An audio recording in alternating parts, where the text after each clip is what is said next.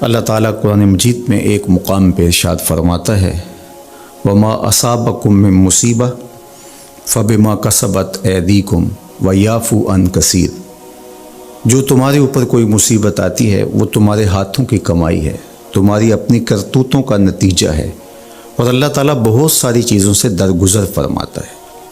یہ اس کی کرم نوازی ہے کہ وہ درگزر فرماتا ہے اور کبھی کبھی گرفت کرتا ہے۔ اگر وہ ہر کوتاہی پر گرفت کرنے لگے تو قرآن مجید میں ایک دوسرے مقام پہ ارشاد فرمایا کہ لوگوں کے ظلم کی وجہ سے، بے جا کاموں کی وجہ سے اللہ اگر گرفت کرنے لگے تو زمین کی چھاتی پر ایک چوپایا بھی زندہ نہ بچ پائے۔ تو اللہ جل شانہ اپنے بندوں کو معاف بھی فرماتا ہے اور ان کی گرفت بھی کرتا ہے۔ پچھلی امتیں جب گناہوں میں مبتلا ہوتی تو ان کو تنبیہات کی جاتی، ان کو سمجھایا جاتا انبیاء علیہم السلام کے ذریعے سے، اور انہیں چھوٹے عذاب کے جھٹکے دے کر کے تنبیہ کی جاتی۔ لیکن جب وہ قومیں نہ سنبھلتی تو اللہ تعالیٰ جل شانہ ان کے اوپر عذاب استیصال نازل کرتا۔ عذاب استیصال یہ ہے کہ وہ قومیں وجود سے مٹا دی جاتی۔ اس امت پر اگرچہ یہ کتنے بڑے جرم ہی کیوں نہ کریں، ان پر عذاب استیصال نہیں آئے گا۔ اللہ کے محبوب صلی اللہ علیہ وآلہ وسلم کا پاکیزہ وجود اور حضور کی رحمت کی تنی ہوئی چادر ہمارے لیے بچاؤ کی ضامن بن جاتی ہے، اور ہم اللہ تعالیٰ کی طرف سے آنے والے عذابوں سے بچ جاتے ہیں۔ کفار مکہ نے باقاعدہ مطالبہ کیا، اے اللہ اگر تیرا یہ رسول سچا ہے فامطر علینا حجارۃ من السماء، تو آسمان سے ہمارے اوپر پتھر نازل کر۔ تو حضور صلی اللہ علیہ وآلہ وسلم کے رب نے کیا جواب دیا؟ وما کان اللہ لیعذبہم وانت فیہم، محبوب اللہ کی یہ شان نہیں ہے کہ تو ان کے اندر رہتا ہو اور میں ان پر عذاب نازل کروں۔ حالانکہ پچھلی امتوں پر عذاب نازل ہوا اور یہ امت خود عذاب مانگ رہی ہے۔ کفار نے عذاب طلب کیا لیکن کہا کہ محبوب تیری وجہ سے میں ان پر عذاب نازل نہیں کروں گا، اگر ان کی رحمت نہ ہو درمیان میں ابھی آگ لگ جائے دونوں جہاں میں۔ تو وہ عذاب استیصال جو قوموں کے وجود کو مٹا دیتا ہے، امت مصطفیہ پر، حضور علیہ السلام کے غلاموں پر وہ کبھی بھی نہیں نازل ہوگا۔ لیکن آزمائشیں، ابتلائیں اور سزائیں ان کو وقفے وقفے سے دی جاتی ہیں تاکہ یہ سنبھل جائیں اور اپنے اعمال کو درست کریں اور اپنا محاسبہ کریں۔ اگر وہ اس کے باوجود بھی نہ سمجھیں تو اللہ تعالیٰ جل شانہ کی سخت ناراضگی کا موجب ہے۔ اہل ایمان پر جو ابتلائیں آتی ہیں، جو آزمائشیں آتی ہیں، اس پر جب وہ صبر کرتے ہیں اور اللہ کی طرف رجوع کرتے ہیں تو ان کو اس کا اجر اور اس کا صلہ دیا جاتا ہے۔ حضور نبی رحمت صلی اللہ علیہ وآلہ وسلم نے ارشاد فرمایا کہ مومن کے پاؤں میں کانٹا بھی چبھتا ہے تو وہ بھی اس کے گناہوں کا کفارہ بنتا ہے، وہ بھی اس کے لیے بہتری کا ضامن بن جاتا ہے۔ تو جو وبائیں آتی ہیں، تکلیفیں آتی ہیں، تو وہ اس کے لیے بہتری کی ضامن ہوتی ہیں۔ اسی لیے تو وباؤں سے جو اللہ پر یقین رکھتے ہوئے انتقال کرتے ہیں وہ شہید کے زمرے میں آتے ہیں۔ کتنا بڑا درجہ ہے شہادت کا، لیکن ان کو یہ نصیب ہوتا ہے۔ وہ اپنے آپ کا محاسبہ کرتے ہیں۔ کیسے ہمیں پتہ چلے کہ جو مصیبت ہمارے اوپر آئی ہے وہ سزا ہے یا ابتلا ہے؟ تو علماء نے کہا کہ جو وبا، جو مصیبت، جو تکلیف تمہیں پہنچتی ہے اس پر اگر تمہیں اللہ کی طرف رجوع نصیب ہوتا ہے تو وہ ابتلا ہے، اس سے تمہارے درجے بلند ہوں گے، تمہارے گناہ مٹیں گے۔ اور اگر ان آزمائشوں، ان امتحانات اور ان وباؤں کے باوجود بھی تمہارا اللہ کی طرف رجوع نہیں ہوتا اور تم اسی طرح اپنی زندگی کو گزارتے ہو جس طرح اس سے قبل گزارتے ہو تو وہ تمہارے لیے سزا ہے۔ تو مجھے اور آپ کو اس موقع پر دیکھنا ہوگا کہ ہم کس مرحلے سے گزر رہے ہیں، ہماری کیفیت باطن کیا ہے۔ کیا یہ خوف و ہراس کا عالم اور یہ وبائی امراض اور اس وقت پوری دنیا کے اوپر جو کیفیت ہے وہ ہمارے لیے اللہ کی قربت کا سبب بن رہی ہے، رجوع اللہ کا ذریعہ بن رہی ہے، توبہ و استغفار کا سبب بن رہی ہے؟ ہم اللہ تعالیٰ جل شانہ کی قربت حاصل کرنے کے لیے کوشاں ہو گئے ہیں، یا کہ ہمارے رویے، ہمارا طرز زندگی اور ہمارا انداز معاشرت بالکل تبدیل نہیں ہوا، اور ہم جس طرح کی زندگی پہلے گزار رہے تھے اس طرح کی ہی زندگی بسر کر رہے ہیں؟ تو پھر یہ ہمارے لیے سزا ہے، ورنہ ہمارے لیے ابتلا ہے، آزمائش ہے، امتحان ہے، اور ہم اس میں اللہ کی قربت کے ذریعے سے اللہ کی پناہ میں آ کے سرخرو ہو رہے ہیں، کامیاب اور بامراد ہو رہے ہیں۔ یہاں ہمیں دیکھنا ہوگا کہ اس وقت سسکتی انسانیت کے لیے ہمارا رویہ کیا ہے۔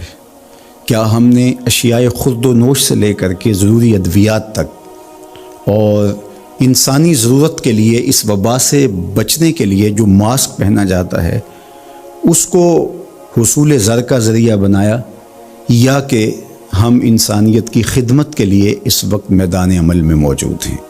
تو ہم اپنے عمل سے، اپنے رویے سے اپنے آپ کو جج کر سکتے ہیں، اپنے آپ کو دیکھ سکتے ہیں۔ اقبال نے کہا تھا اپنے دل سے پوچھ، ملا سے نہ پوچھ۔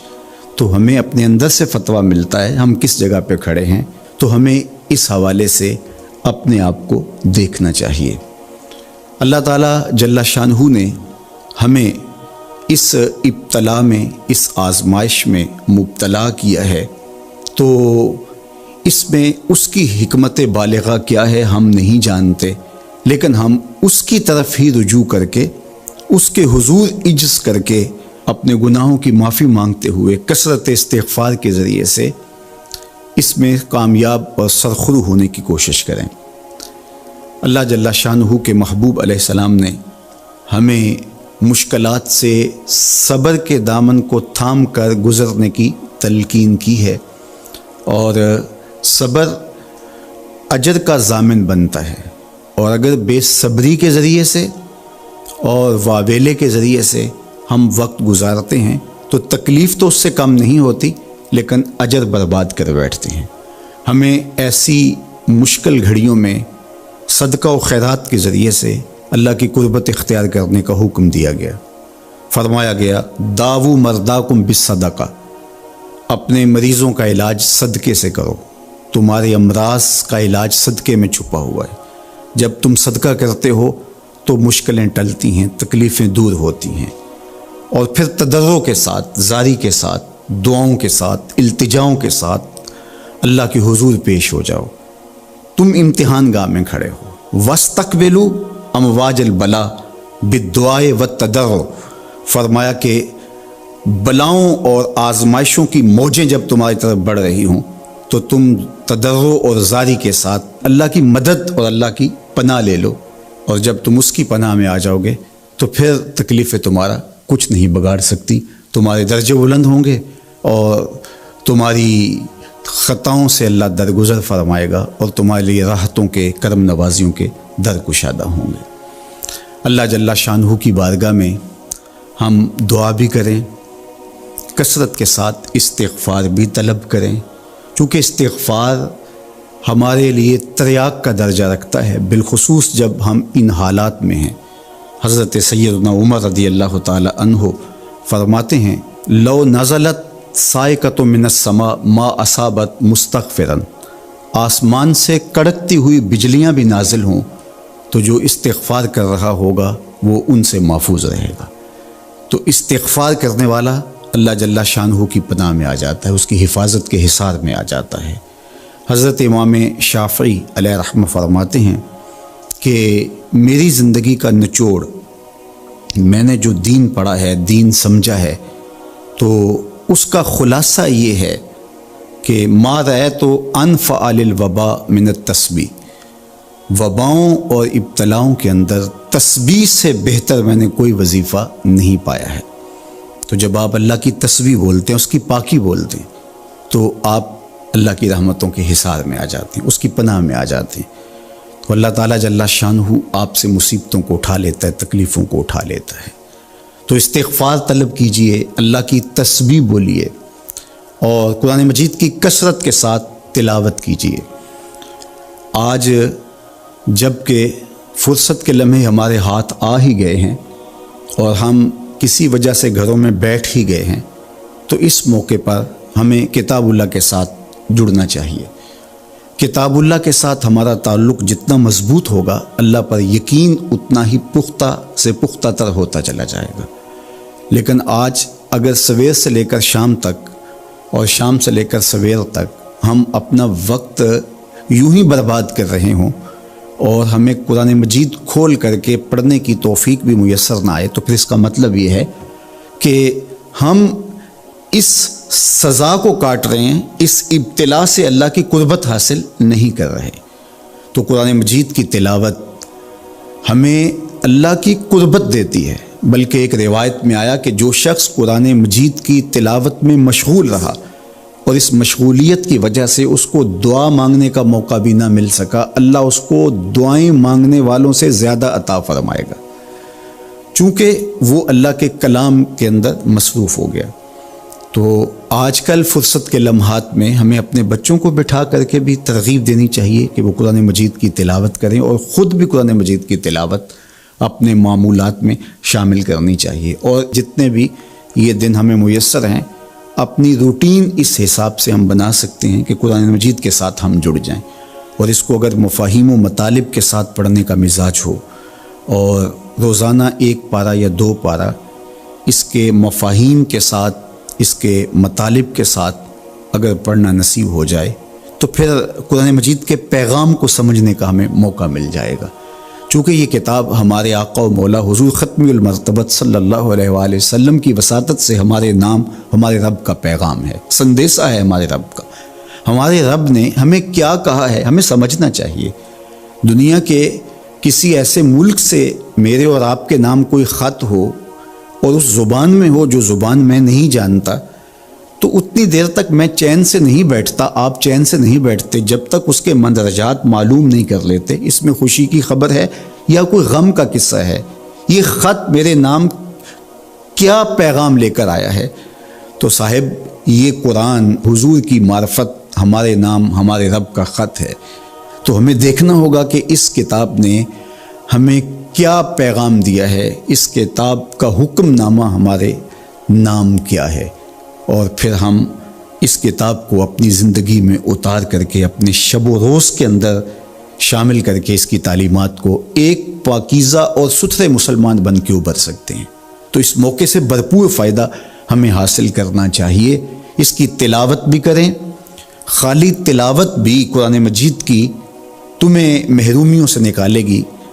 حضرت اقبال علیہ الرحمہ نے اپنے ایک دوست کو خط لکھا کہ قرآن مجید اگر مفاہیم و مطالب کے ساتھ تمہیں نہیں بھی پڑھنا آتا تو پھر بھی اس کی تلاوت کو معمول زندگی بناؤ، اس لیے کہ ناظرہ قرآن پڑھنے سے بھی قلب کا تعلق حضور کے قلب اطہر سے جڑتا ہے، حضور سے قربت نصیب ہوتی ہے اس کتاب کے پڑھنے سے، اس کی تلاوت کرنے سے، چونکہ یہ حضور کے قلب اطہر پہ نازل ہوا ہے، حضور کے سینہ اقدس پہ نازل ہوا ہے، تو اس سے تعلق حضور کے قلب اطہر کے ساتھ جڑنا ہے۔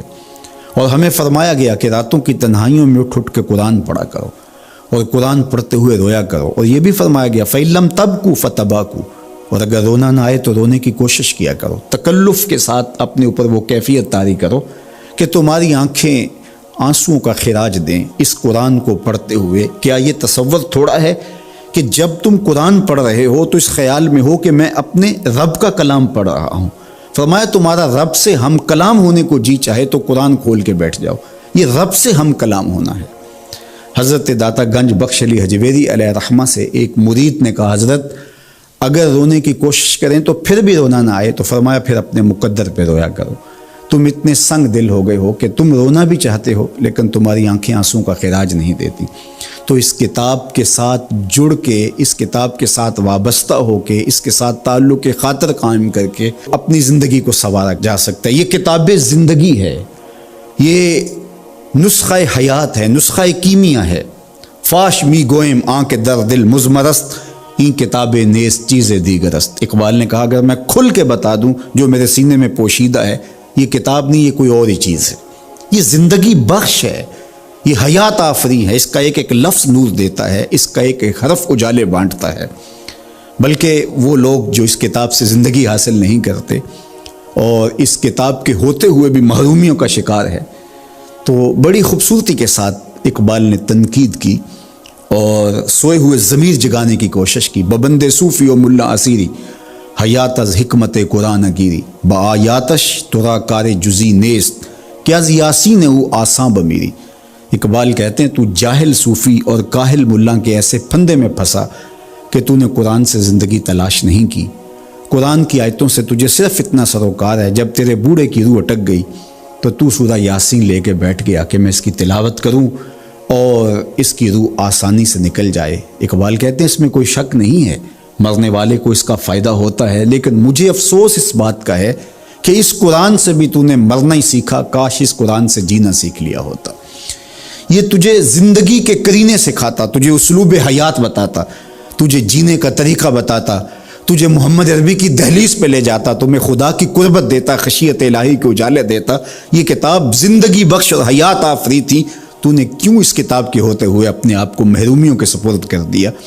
تو یہ موقع ہمیں ملا ہے زندگی کی گہما گہمی میں، زندگی کی چکا چون میں، سویر سے شام تک، شام سے سویر تک بھاگم بھاگ لگی تھی، تو کسی وجہ سے لمحے فرصت کے ہاتھ آ ہی گئے ہیں، تو آئیے ہم اپنا ربط کتاب اللہ سے جوڑیں، قرآن سے جڑ جائیں اور اس کی تلاوت کو شعار زندگی بنا لیں۔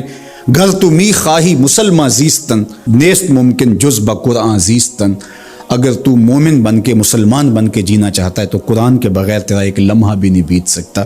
تو اس کتاب کے ساتھ ہمیں وابستہ ہونا چاہیے، روزانہ 1-2 پارے خود بھی پڑھنے چاہیے اور اپنے بچوں کو بھی اس کی ترغیب دینی چاہیے۔ روزانہ ہماری صبح کا آغاز تلاوت کلام مجید سے ہو تو زندگی کتنی خوشگوار، پر نور، تاباں اور منور ہوگی۔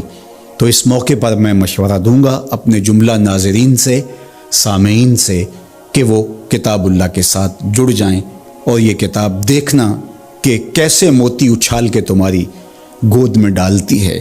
یہ دنیا کی واحد کتاب ہے جو اپنے قاری کو اس کے نفسیات کے مطابق، اس کے مبلغ علم کے مطابق، اس کے ظرف کے مطابق اس کو عطا کرتی ہے۔ دنیا کی کتنی کتابیں ہیں جو ایک عام شخص کے لیے تو دلچسپ ہیں، لیکن جو علم کی بلندیوں پر اڑ رہا ہے تو اس کے لیے اس کتاب میں کچھ بھی نہیں ہوتا۔ اور کتنی کتابیں ہیں جو اہل علم کے لیے تو سرمایہ ہیں، لیکن جو نچلے درجے کا عام شخص ہے اس کو اس کی سمجھ ہی نہیں آتی۔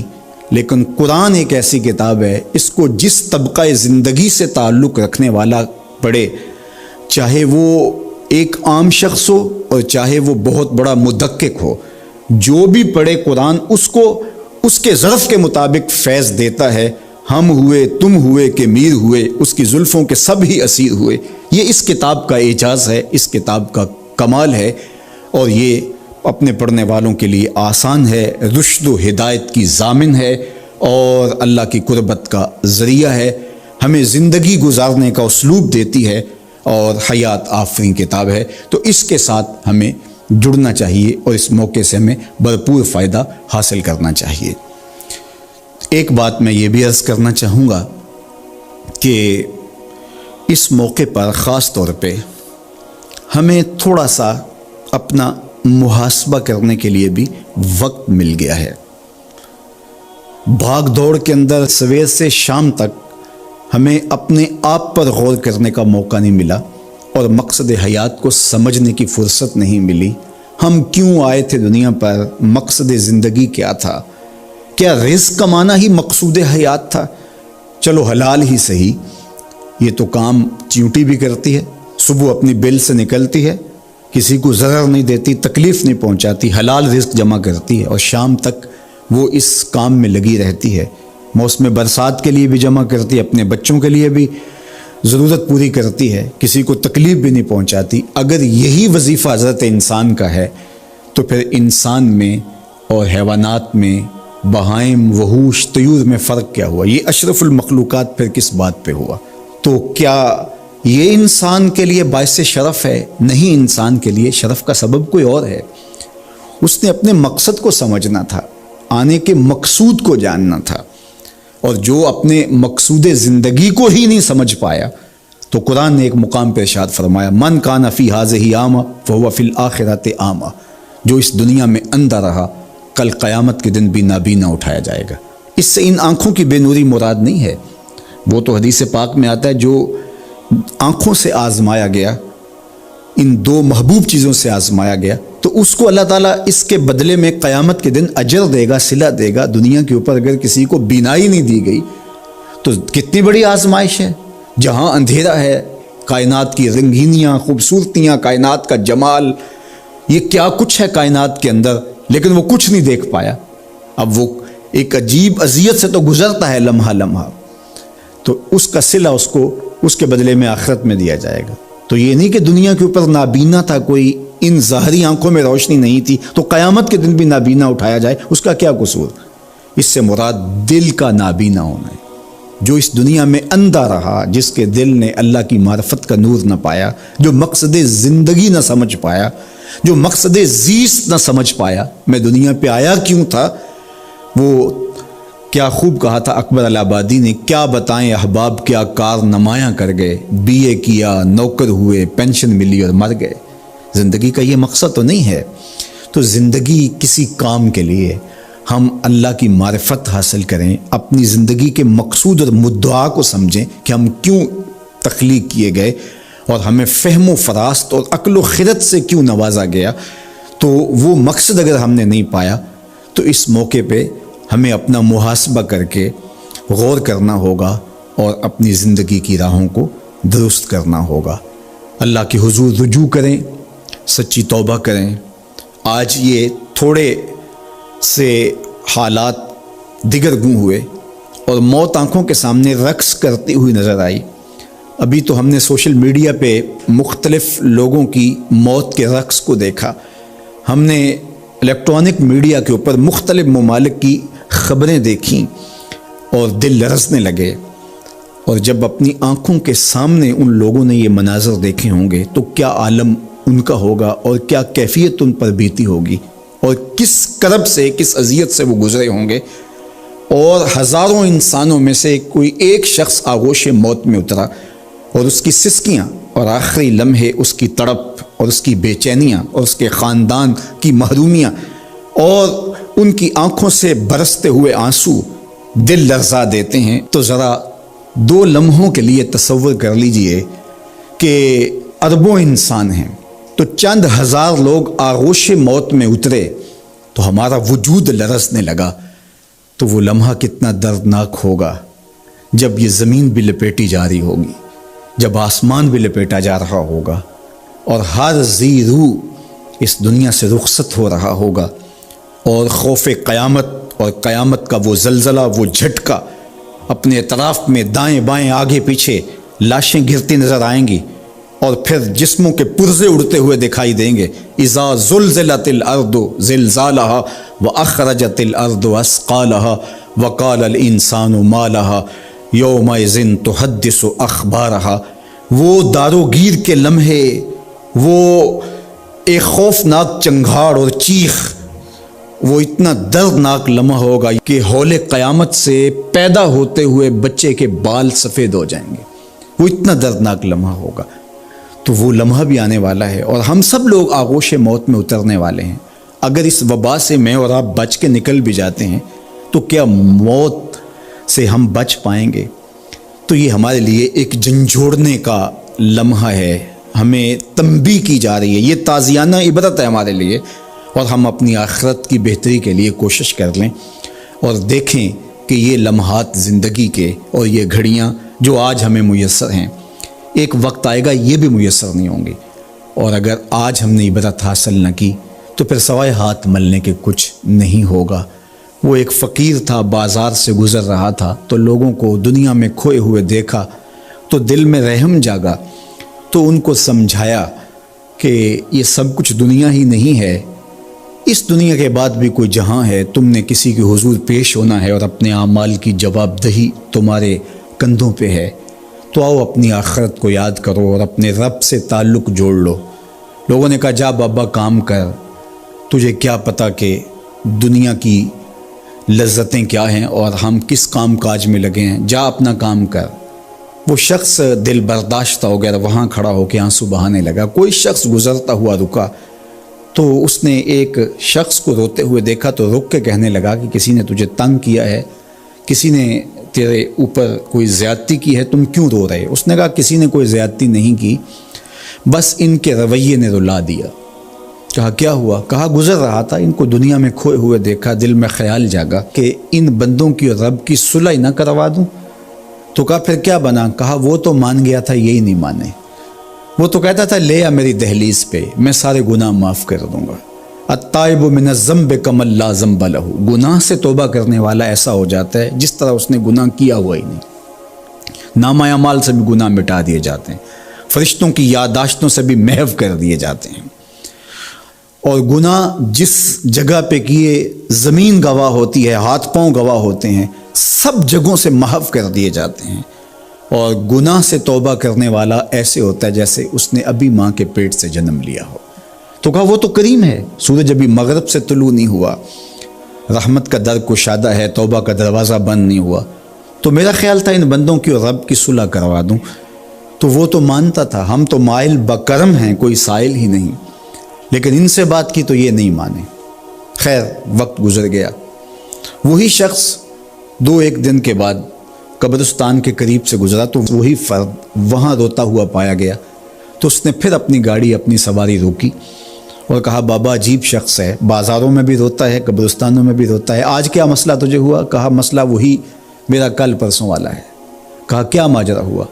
کہا بازار میں گیا تھا اور میرا خیال تھا کہ بندوں اور رب کی صلح کروا دوں، وہ تو مان گیا لیکن یہی نہیں مانے، مایوس ہو کے آج قبرستان والوں کے پاس آ گیا اور یہاں میرا خیال یہ ہوا ان کی اور اس کی صلح کروا دوں۔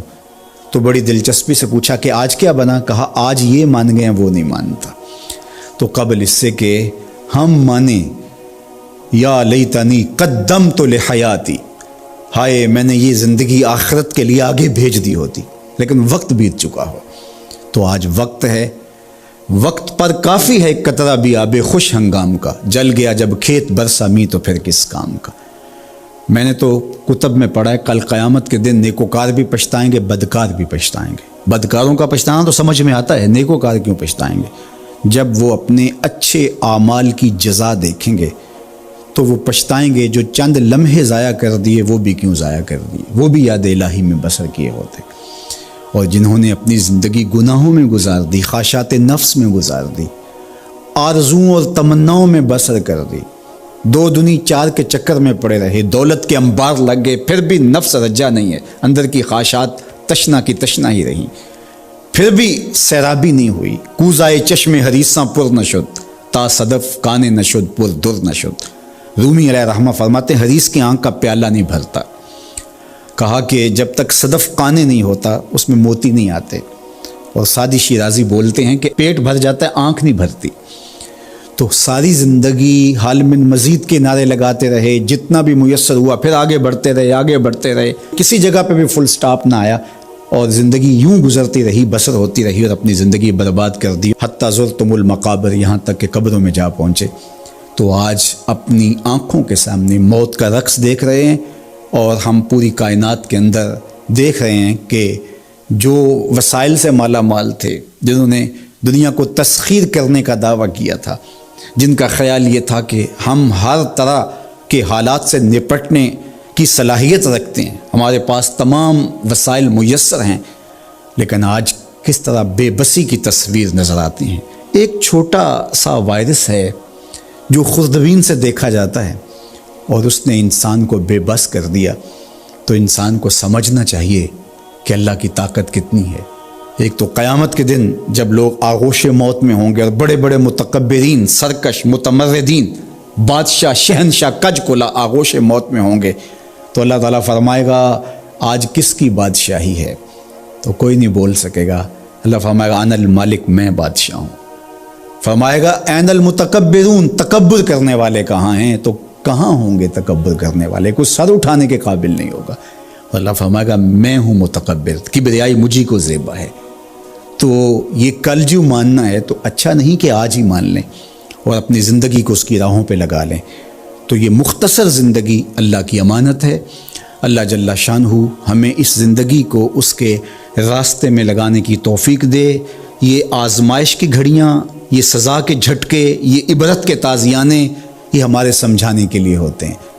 حضرت امام غزالی فرماتے ہیں یہ ڈوبتا ہوا سورج روز ہمیں بتاتا ہے کہ میاں زندگی پائیدار نہیں ہے، ایک دن تمہاری زندگی کا سورج بھی ڈوب جانا ہے۔ یہ پھیلی ہوئی قبریں، یہ جوانی سے بڑھاپے کی طرف بڑھتے ہوئے لوگ، یہ اٹھتے ہوئے جنازے، یہ سب کچھ تمہیں بتاتے ہیں۔ تم سمجھو اور اپنی زندگی کو خیر کی راہوں پر ڈال لو۔ آج لمحہ ہے زندگی کا موجود لمحہ، اور آج کا پچھتاوا کل کی بہتری کی ضمانت ہوگا۔ کل کا پچھتاوا سوائے حسرت بڑھانے کے اور کچھ نہیں ہوگا۔ اللہ مجھے آپ کو زندگی کی اچھائیاں نصیب فرمائے۔ اج ساوی نے کھلے راوی نے انج ٹوک انوکھڑے ٹوک دے نہیں، ٹر پویں تے پینڈے مک جاندے کار بیٹھیاں فاصلے مک دے نہیں۔